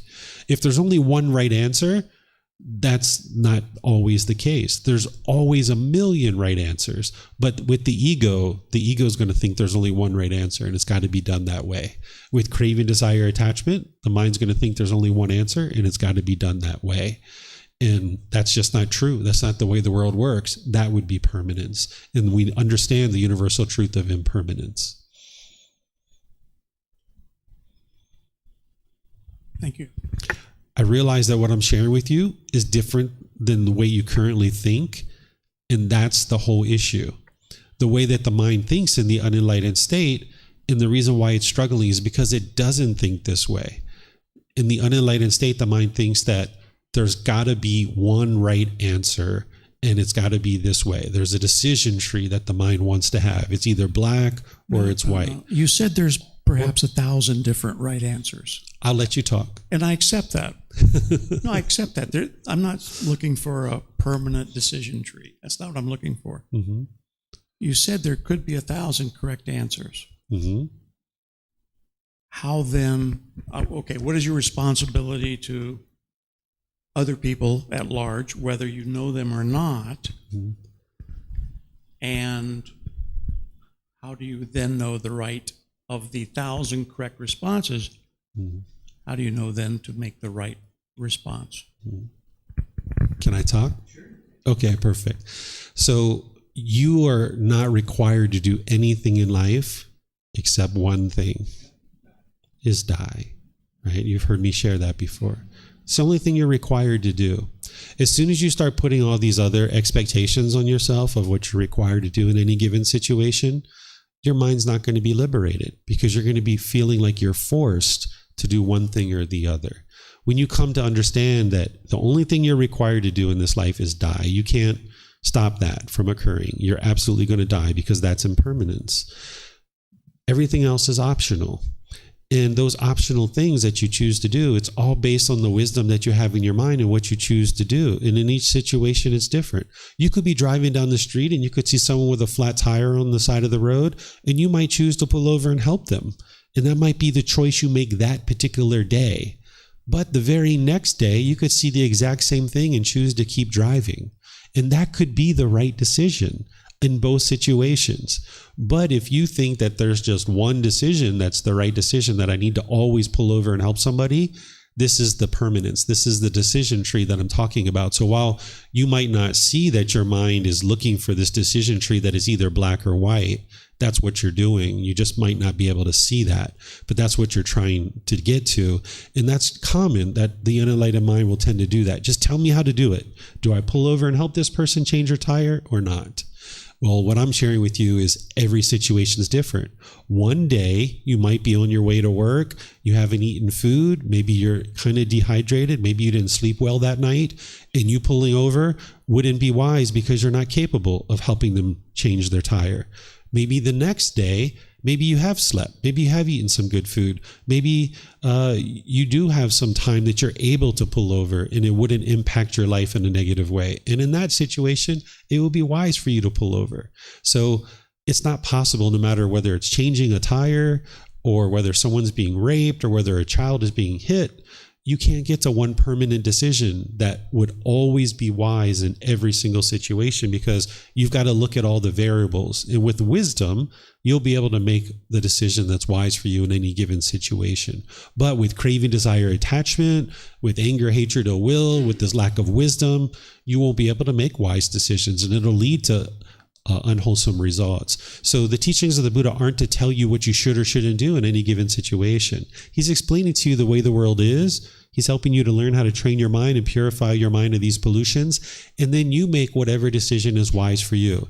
And just because it's wise for you in that situation doesn't mean it's wise for me in that situation, because the variables are always different. This is impermanence. So anything and everything is okay. It's not about what's okay or not okay. See, that's like there's an approved list of this is always right and this is always wrong. That's not what you're getting to in the teachings of the Buddha. It's not about this is okay and that's not okay. That's the mind wanting to see black and white. What I'm helping you to be able to see, but you've always been struggling with this, is to be able to see that there's multiple wise decisions in any given situation. I wouldn't say everything's okay. So using the example of someone changing their tire. If someone's got a flat tire, pulling over the side of the road, hitting them in the face and throwing their jack into the woods so they can't fix their tire, that's not wise. That's not wise, right? So when you say, so everything is okay, that's to say that anything that you choose to do is going to lead to wholesome results. But what I'm sharing is there are certain wise decisions that are going to lead to wholesome results. And then there's unwise decisions that's going to lead to unwholesome results. The more you learn about the natural laws of existence, you understand what those wise decisions are that lead to wholesome results, and those unwise decisions that lead to unwholesome results. But it's not a decision tree. It's not black and white. And you're going to need to think through all the variables. Moving to a higher consciousness is to be able to think through what it is that you're encountering in any given situation. But when there's craving, desire, attachment in the mind's going to want to hurry up and make a quick, rapid decision because it's trying to get to those pleasant feelings. But when you can restrain your mind and you can take your time and you can think through the variables, you'll come to the wisest decision. And in each situation, it's different. And that's not to say that everything is okay. I wouldn't ever say that, because that's the other side of permanence. That's saying everything is okay. That means everything you do is fine. What you choose to do is your decisions, and it's going to impact you. But your decisions don't impact me. I'm not going to allow them to impact me, right?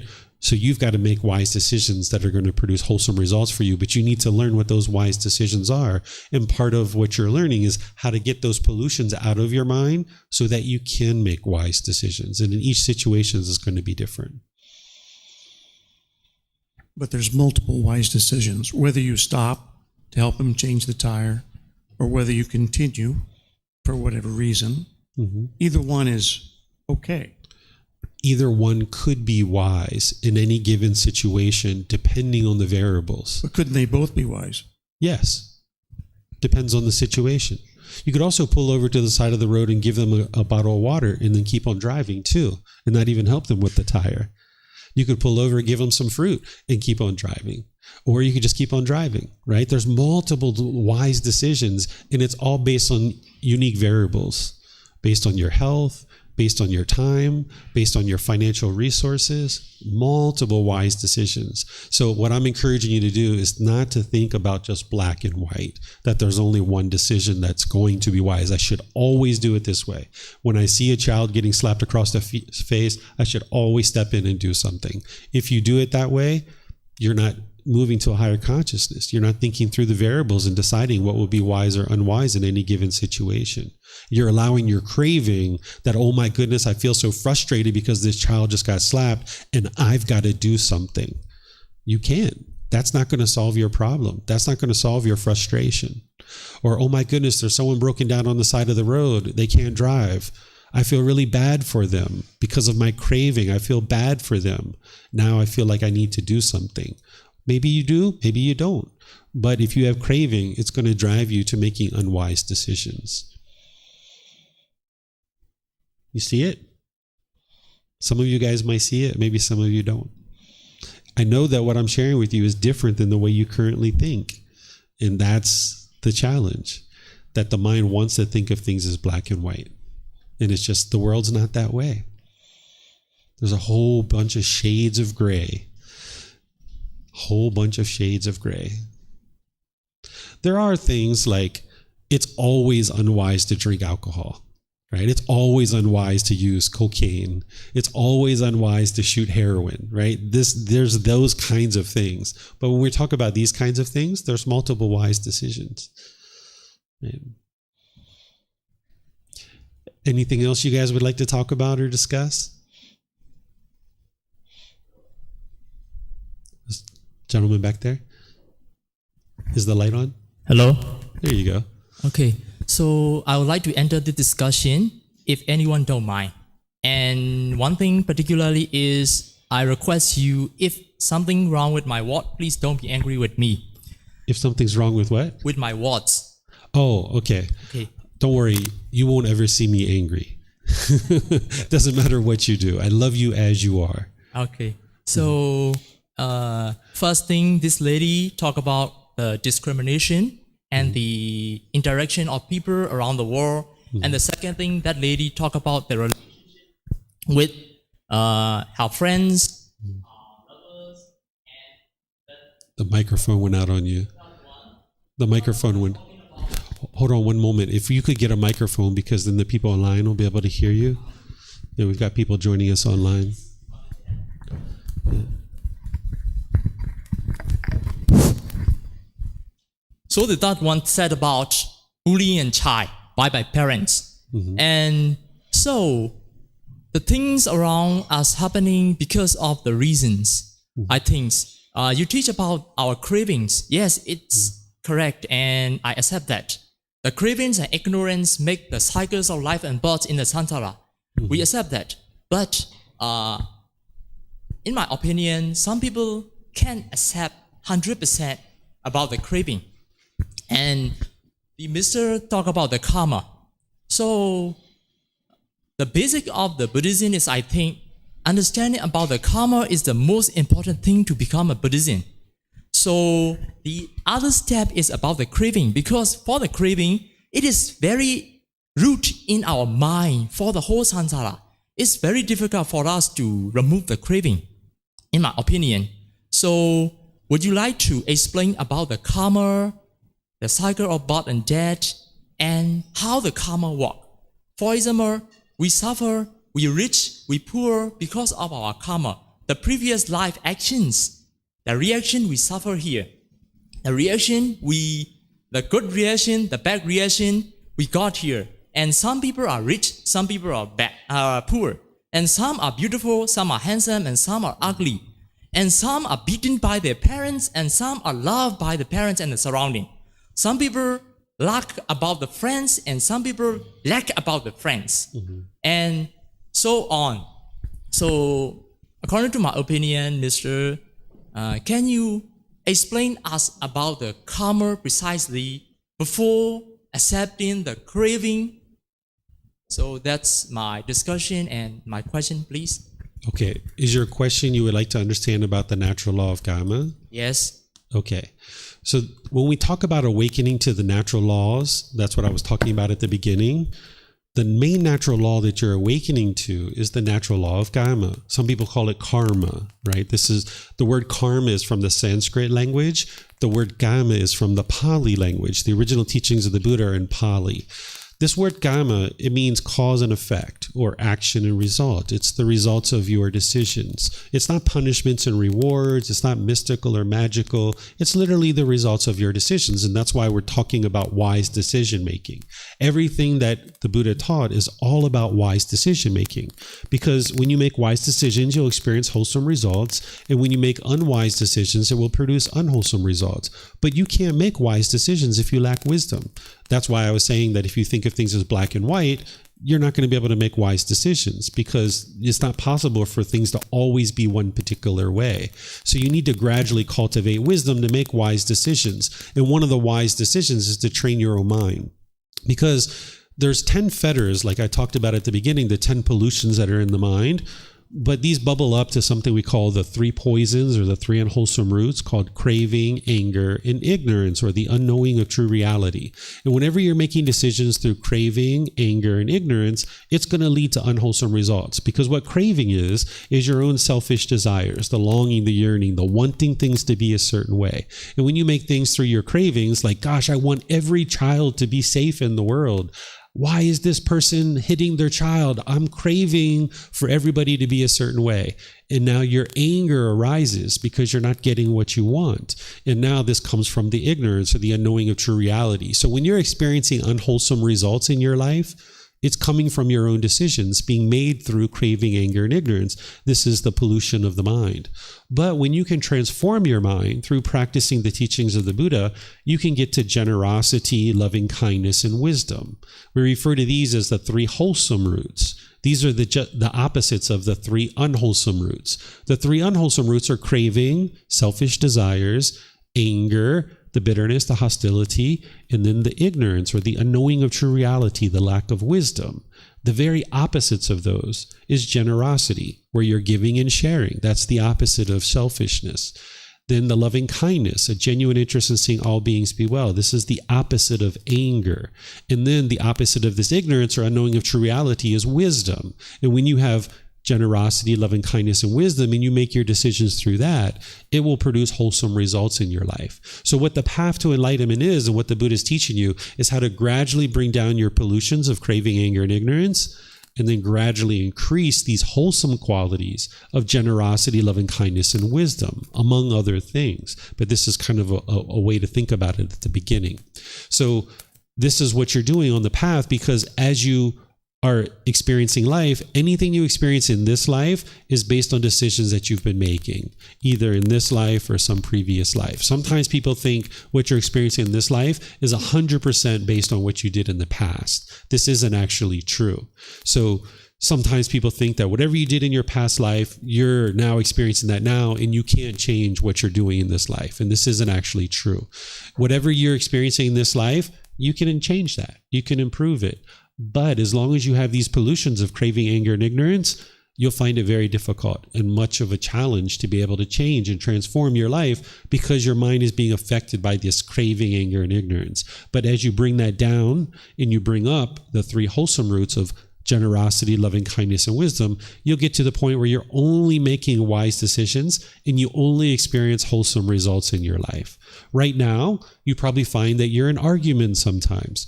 You probably find that people are bitter and harsh and hostile to you in certain situations. This is probably what you find, because that's what you're choosing. That's what you're putting out, and this is what's coming back to you. So as long as you argue with other people, people are going to argue with you.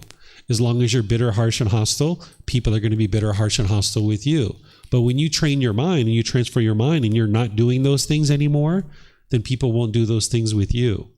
You can get to the point where all your relationships are at ease and you don't experience bitterness and hostility and harshness. People don't argue with you because you don't argue with them. But this takes time to gradually transform the mind. So everything that you experience is karma. It's cause and effect, or action and result. It's the results of your decisions. The natural law of karma is not punishment and rewards. There's not some being that's overseeing it. It's not mystical or magical. It's literally cause and effect, or action and result. It's a sequence of decisions. And everything you experience in life is based on the sequence of decisions that you make. Any other follow-up questions? That's just kind of a little introduction into the natural law of karma. There's classes that I spend an entire hour and a half, 2 hours just talking about that, but this is a little bit of a taste. Do you have any follow-up questions to that? No? Okay. Ask. No? Okay. Let me just check online. Okay, I'm not seeing anything online either. So what I'll do then is I'm just going to end by thanking all of you guys for joining. Thank you for coming to learn the teachings of the Buddha and deciding today is a day that you're interested in learning, because as you learn and you grow and you evolve and you develop, you're becoming a better and better human being, because with a lack of wisdom, you'll go around the world making unwise decisions that's causing harm to other people. You can't cause other people to be discontent, but you can cause harm to other people. And anytime you cause harm to others, this harm is going to come back to you. And the more that you learn and grow and develop, you'll cause less and less harm to others, and then you'll experience less and less unwholesome results coming back to you. If you'd like to learn more, this is just a little class on Wednesday just to do a little bit of meditation and open up to some questions from you guys. But if you'd like to really get into the depth of the teachings of the Buddha, we have various classes, courses, and retreats. I'll tell you some of the events that we have coming up. This Friday, we have a game night. It's a fun night on Friday night at 6 p.m. If you'd like to come here and play some games and get to know some people and have conversations with people, we'll be here with food and drinks and things like that. And you can get together with people and you can have a nice experience of socializing. On Saturday, we have our Pali Canon and English study group where we study the original words of the Buddha. So you can come for that at 9 a.m. if you'd like. On Sunday, we have the group learning program, and I'm going to be teaching chapter 3 of this first book, Developing a Life Practice, The Path That Leads to Enlightenment. Chapter 3 is titled Enlightenment. What is enlightenment? I'm going to be teaching you about what is enlightenment so that you understand more about what this mental state is. Then next Wednesday, we'll be doing this again. And then on Monday, we're going to be starting a 5-day course, which is called Foundation in the Path to Enlightenment. And this is where you learn all the foundational class teachings to help you build up your practice. From 9 a.m. in the morning until 3 p.m. in the afternoon, we will be sharing teachings to help you grow and develop on the path to enlightenment. We take an hour and a half lunch. And all of these classes, courses, and retreats, not only do we teach them here, but you can join by online too. Facebook, YouTube, or Zoom. So whether it's 9 a.m. in the morning or 9 p.m. at night, I also teach at 9 p.m. on Sunday, Wednesday, and Saturday. And all these options are available on our website. You can go to buddhadailywisdom.com and you can see some of them on the calendar over here on the bulletin board as well. So if you have any questions, you're welcome to come talk with me. I'll help you. You're welcome to reach out to me by messenger or email or line or WhatsApp or any of these kind of messaging apps. I'm always available to help you and help you grow. If you're done with the anger, you're done with the sadness, you're done with the frustration and the agitation and the hostility in your life, and you'd like to get rid of it, the Buddha's teachings will help you learn how to do that. You just need to learn how. And there's somebody here that's willing to help you. So have a very lovely and wonderful rest of your day. We'll see you next time. Take care. Sawadee krap.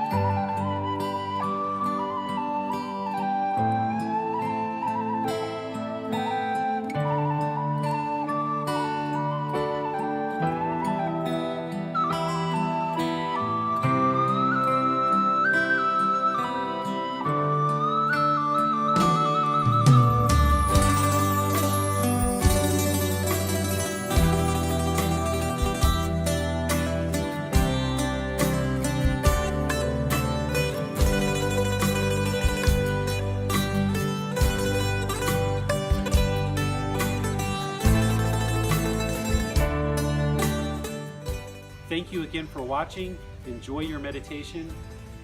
Look forward to seeing you online and answering any questions that you might have. Thank you so much.